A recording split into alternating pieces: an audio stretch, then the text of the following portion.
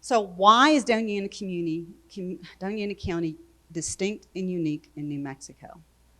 It's because of our partnership. It's always been that way. We partner like crazy.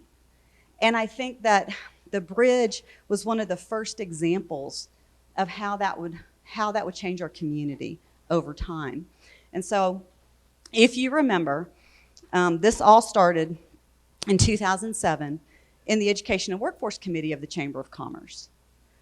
And the graduation rate at that time was 49% countywide. Okay, I'm just reminding us of where we started. And so the business community is looking at that and going, holy cow, where's our skilled and ready workforce coming from? And the economic developers are going, well, gosh, when people say, tell me about your skilled and ready workforce, we don't really have a great story to tell. And so rather than pointing fingers, they went to the education community and said, how could we help? What can we do? And it started a conversation that grew into the Regional Education Initiative that engaged the public sector, the private sector, business, education, economic development, government, nonprofits. The business sector raised the money to do a survey of teachers, students, parents, and businesses to figure out what was going on.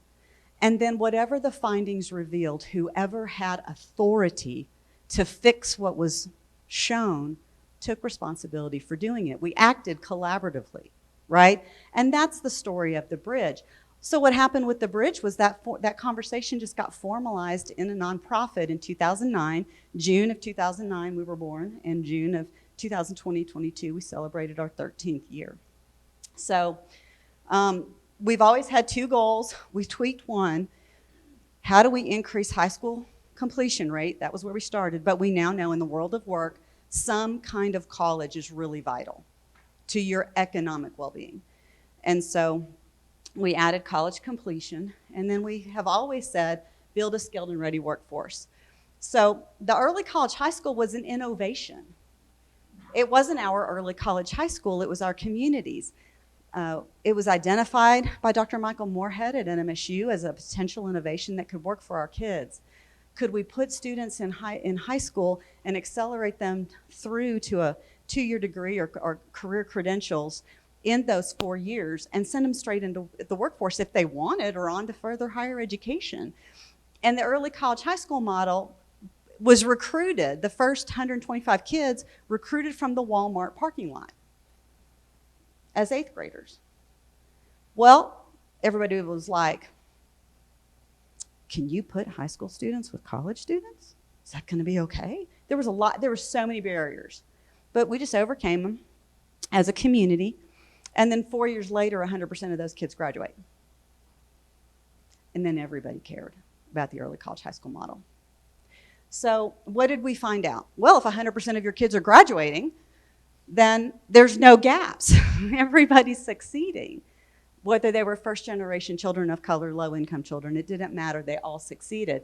We did see that most of those kids left with a 2-year degree and their high school diploma that they earned simultaneously, which is, it's economic power, right? They can out-earn a high school diploma in and of itself, anywhere from $5,000 to $14,000 if they got a career credential, about $5,000 if they get a 2-year degree, closer to $14,000, if it's in the right area. I mean, these are all ranges, but we figured out that the students, and I talked to them, so I know, 9th grade kids taking a college computer science class, it changed what they thought of themselves. It changed their belief in themselves. I'm a college student. One kid said, I thought college would be so hard. It's not, it's easy, right? And it changed them. So we found out that it was going to really shift the way they thought about themselves. The early college model was connected to career trajectory, or career destinations. They knew what they were going to get themselves into. It was a career pathway. They knew what was going to happen over the next 4 years. They learned to be responsible because college is different than high school. And we found out that the only way this thing's going to work is if you do blended advising, meaning the high school counselor and the college advisor are in partnership with one another to make sure that the student is taking a sequential series of courses that lead them to a college destination, not what I call dual credit to nowhere, where it doesn't add up. And so, we knew in New Mexico, it became the thing. There's like 20 to 22 of these early college high schools across the state now. And we knew that only 10% of our kids were in them. So we went, where can we find scale? And scale is in career and technical education, because almost every high school has career and technical education. And a whole lot more kids can take advantage of the exact same factors, just in a different way and in a different time frame, to be both high school and college students concurrently. And so we focus on CTE, and because the Bridge leads the state in these collaborative conversations, we got a contract with the state of New Mexico to facilitate the transition to the new Perkins. Perkins pays for career and tech ed. It's federal money. And we said, what if we engaged business, economic development, government, and who am I forgetting? Business, education, economic development, and business, education, economic development, and government. That was 4. I said all 4. And we, in all these communities, could we get them to come to the same kinds of shared decisions and shared partnering that we do? Well, guess what? We moved money in the state and started giving kids investments in the career and technical education programs that would economically change their lives. And so we moved money. Look at health science. We were only spending 8%, and 8 of our 10 CTE regions said, holy cow, we have a workforce shortage in healthcare. Well, now we spend 32% of our money, almost 33% of our money on that. So that's the power of collaborative conversations. And so we in 2016, we convened a group of people. We started talking for a year, and 1 year later, Melanie was in that group. Trying to think, Bert has been in that group. There's different members of this group that are either Workforce Talent Collaborative members or Bridge of Southern New Mexico board directors. We developed the very first ever in the state of New Mexico's history workforce development plan aligned to economic development targets. We had economic development targets with no idea how we were going to get there, because you can't get there if you don't have a workforce. So we did it. We had 8 industry targets, which, by the way, this is the Deloitte slide. They made it look much cooler than I've ever done. But it's all industries that we already had. We just wanted them to grow and have more opportunities. So we said, all right, well, if we're going to make change, you have to make it all at once. You can't just do one thing. You got to have policy that supports change. You have to have the business community engaged in building its own talent, because if you don't have educators and employers in the same team, how do the kids know what is needed? How do teachers know what is needed? And we talked about the 5 ships of business engagement. We needed to be STEM proficient. We definitely need more kids crossing the high school finish line, but please don't go to work from there unless you've got some kind of a career credential, a 2-year degree. How do we accelerate that? We have everything in our county to be successful. The workforce system has a role to play. And then we would comprehensively build workforce development in our county. And we'd change the story about what it meant to grow up here. This could be the absolute best place to grow up here, because everything you needed to succeed was here. We built the first career pathways in the state. Wyoming now does this, by the way. That's how good we were. No, I think imitation is the sincerest form of flattery, but we figured out how to tell a kid not only what were the kinds of careers in different industries, lower skilled, middle skilled, higher skilled, and even entrepreneurism, and the academic assets we had to get them there, and the role of the business community to help with work-based learning in the 5-ship model. Leadership, tell us what you need. Tell me what credentials are valuable to you. What skills are you not seeing, and help us close the skills gap? How do we get more students talking to employers or exposed to the world of work? How do we bring the world of work into the classroom? Internships, apprenticeships, and externships for teachers, which is, I think, it's my number one priority, and the Bridge has been doing this, because if you have a teacher spend a week of their summer with an employer, they've built a relationship that opens the door to the other 4. So I'm just convinced that's the most underutilized strategy. And then the pandemic hit. A lot of things were going on, and we were all really wrestling with our new normal. But we advanced this, leadership for business. We conducted the U.S. Chambers model for talent pipeline management, for each of our 8 target industries and produced a full report of what the skills were needed, what were the credentials of value, what if you didn't have a degree, were there transferable skills that would get you success in the world of work, in aerospace, commercial space, and defense, and our other industries. So we did all that, and we put it all on Bridge to Careers, publicly available website, series of links, bilingual, so that everybody in our community has access to all of this. This is intellectual capital. It's actionable research and information so that now, whether you're a teacher, a student, or a parent, everything's here. Videos. I mean, we've got everything on this website. And so, you know, our graduation rate pretty quickly actually changed where we started. We pretty much had the highest graduation rate in the state, I want to say 10 years in. But so we're at 83% countywide right now from 49. That's shocking. So I wanted to see what's happened over time, because data trends over time. When you don't graduate half of your kids for a long time, then it takes time to change. So every year, think about this, every year 2,700 students cross a high school graduation stage in Doña County. Every year, 2,700. So change takes time, but look, it's trending in the right direction over a decade. So are associate's degrees. And this is 25 years of age or higher. So how long did it take these early college, high school kids to get to 25? Like just now. So what's going to happen? I don't know how the pandemic's going to affect our data. This goes to 2020. Look what happened with bachelor's degrees. Same thing. Why? Because we're working together. This is our community story. What happened with employment? It went up. Now this one goes to 2022. That dip that you see, that dip looks a whole lot bigger in El Paso and Albuquerque. So while we suffered the dip, we didn't suffer it the same.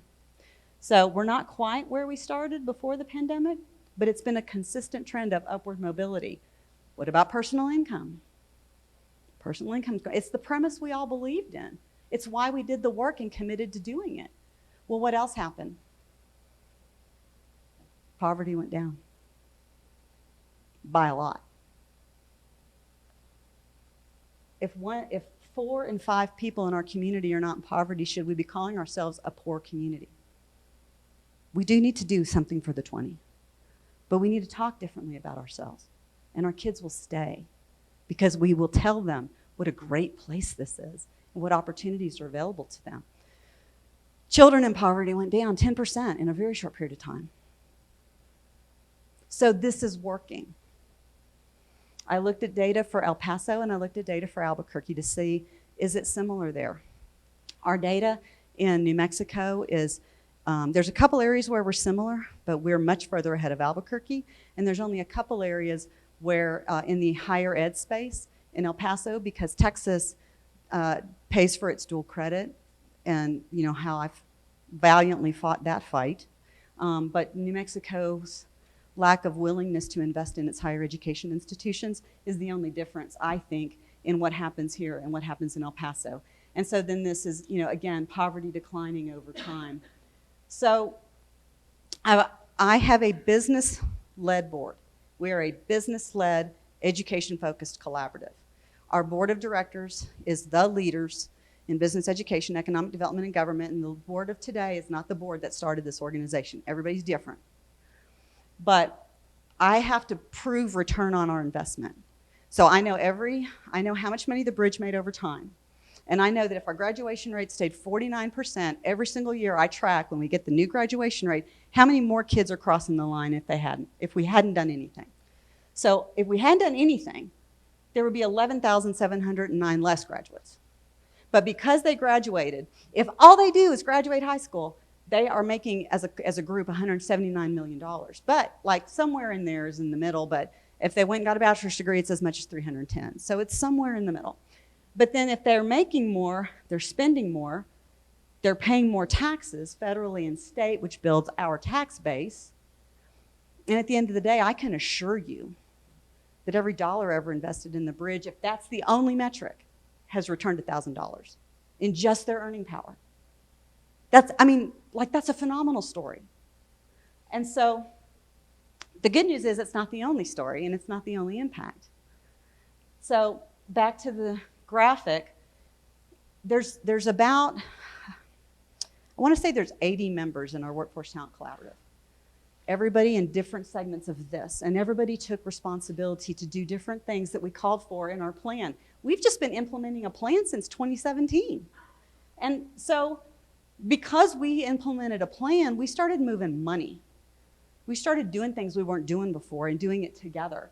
So I wanted to know, like, well, how much money has come into the community through a grant or through federal funding, or how much money have we mobilized, or how much money do we have voice over? So I just wanted to show you, this is an example of how much money we have affected, either brought it here directly, brought it to the state, or now have authority over in some way. So, you know, there's several $1 million just talking about policy. But remember, policy happens every year. That's like 1 year. Policy happens every year. Business engagement, we got some grants to do that work, and my thanks to anybody who was part of those industry roundtables. It took a little bit of time, but now our educators know exactly what to do. Our STEM ecosystem, we were able to, you know, NMSU took over leadership of the Technical Skills Association. It's a career and technical education organization, and they are now doing some work that they get $60,000 from the state to do. We got a grant to do some STEM mentoring in Gadsden in Chaparral High School, and so El Paso Electric helped us with that. High school graduation, our CTE investments are now more aligned to our industries than they ever were before. DACC and Gadsden split the cost of a blended senior year. We're in our 3rd year of it. That's what it costs in a year. We got money to evaluate it because we want to know if it works. If it doesn't work, we shouldn't do it. So we're evaluating it. We are now in the middle of a blended advising pilot, trying to figure out a model for blended advising that will work here and work in other places in New Mexico. And then we've taken the lead in helping get and secure federal grants for the whole state. Sometimes we play a role and sometimes we don't. Sometimes I send an email to all of you and say, hey, can I get a letter of support for federal grant? This is just one of them. We've gotten a bunch of federal grants because you all wrote letters. I'm serious, it's crazy. DACC reorganized its career development and customized training center. Monica, I don't know how much that's worth, but it's gotta be significant. And then, you know, the Avanza work was very much aligned to what was going on. That was a Kellogg grant that happened in the Sunland Park campus. NMSU also has blended senior year students. When we started our work, for some reason, the workforce system didn't have a relationship with NMSU. And as many of our students that need and can benefit from the WIOA system, we built those relationships. I have no idea how much money that is. The CREW program, Mesilla, just got $2 million to do within the physical sciences lab. Students who are working there are now also simultaneously earning their top secret clearance so they can go straight to work. The workforce connection system, this is probably where some of our biggest impact has been. I was very thankful to chair the New Mexico State Workforce Board, and Josh Roscoe now chairs it. Debbie Moore is on it. We have members of our collaborative who are on the local board, and that's how much money we're having a say over every year. And so one of the things that we did when we were looking at our system was going, holy cow, they are way underfunding Doña County. And we started kind of making people aware of that. Well, I'm thankful to our new leadership in the Southwestern Board because the investments in Doña County have gone up significantly. That board gets a $5-ish million every year, sometimes 5.5, sometimes it's a little less, but now a lot more of that money is being spent in Doña County because we represent 71% of the people in the region. Whoa, hello. Please don't restart the computer. And then we also were active in getting a federal grant to start what New Mexico has not had. It's one of only 6 states that doesn't have it, a longitudinal data system. We did not have it. How do you know if you can't track students from high school to college to career? How do you know? You don't. But if you know, you can make changes. So we led the charge to get that money here. Career exploration, we've gotten grants to build the Bridge to Careers website. We're supporting a statewide effort around career exploration through a curriculum, the first of its kind in the country. We have a grant to make sure businesses involved in that. And so the floor of us working together is $51 million. But it's not that, because a bunch of it's recurring money every year. It's probably a lot closer to $150 million at this point. This is your story. Please tell it. Please tell it. I don't know, like, I looked at those graphs and I'm like, nobody's talking about this. We're not talking about what's happened over time. If 2,700 kids are making change every year, change might be slow, but it is happening. And maybe at some point it will accelerate really fast, but this is your story, and now that you know it, you're an ambassador. Please tell this story. Thank you very much.